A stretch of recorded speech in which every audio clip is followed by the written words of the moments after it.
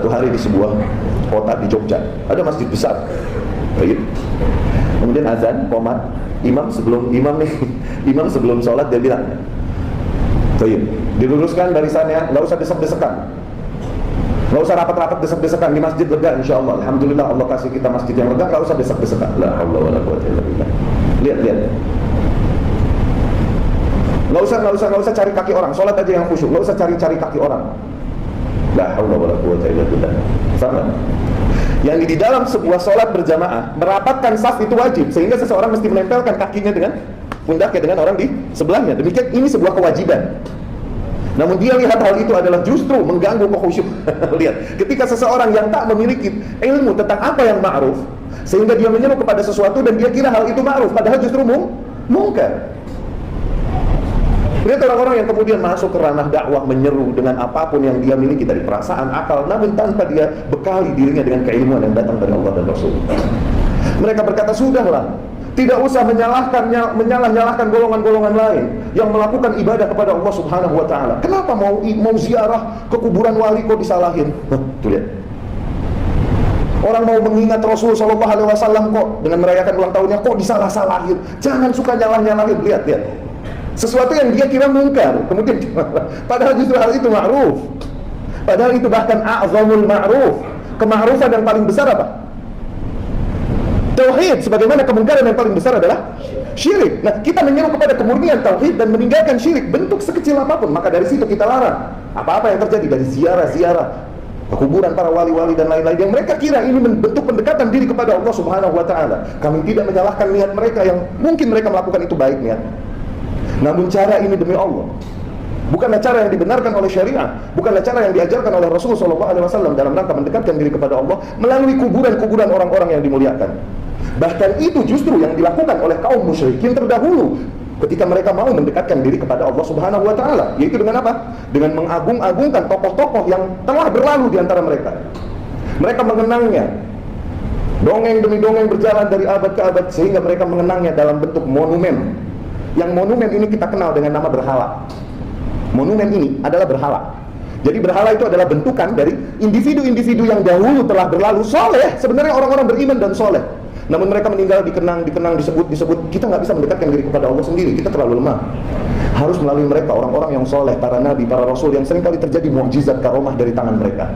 Mulailah memuliakan kuburannya sedikit demi sedikit. Tujuannya apa? Ma na'buduhum. Allah sendiri yang bilang, ma na'buduhum illa liqarribuna ilallahi zulfa. Tidaklah kami sembah Tuhan-Tuhan kami itu, berhala-berhala itu, kecuali dengan tujuan agar mendekatkan diri kami kepada Allah. Tuh, tujuannya PDKT sama Allah. Tujuannya mah baik. Kemudian berlalu zaman demi zaman, dikenanglah mereka dalam sebuah patung. Nah, patung yang mengenang orang yang berlalu apa namanya kalau bukan monumen? Nah, berhala itu monumen, dia juga. Cuman kita tidak menangkapnya. Lihat, dikarenakan tidak siapnya keilmuan tentang ma huwa ma'ruf wa ma huwa munkar, apa yang ma'ruf dan apa yang munkar. Kemudian bergeraklah seseorang ke ranah itu, sehingga kekeliruan yang terjadilah. Seseorang melarang sebuah kema'rufan karena dia kira itu kemungkaran. Oke? Dan seseorang memerintahkan kemungkaran dikarenakan dia kira hal tersebut adalah ma'ruf. Maka apa yang ma'ruf dan apa yang munkar? Ma'ruf secara bahasa adalah ma'arrafahun nafs, apa yang dikatakan baik oleh jiwa. Namun jiwa manusia berbeda-beda. Sebuah kaum bisa jadi mengatakan hal ini baik, namun kaum lain mengatakan hal tersebut buruk. Jiwa siapa yang mau kita ikuti? Ide siapa yang mau kita ikuti?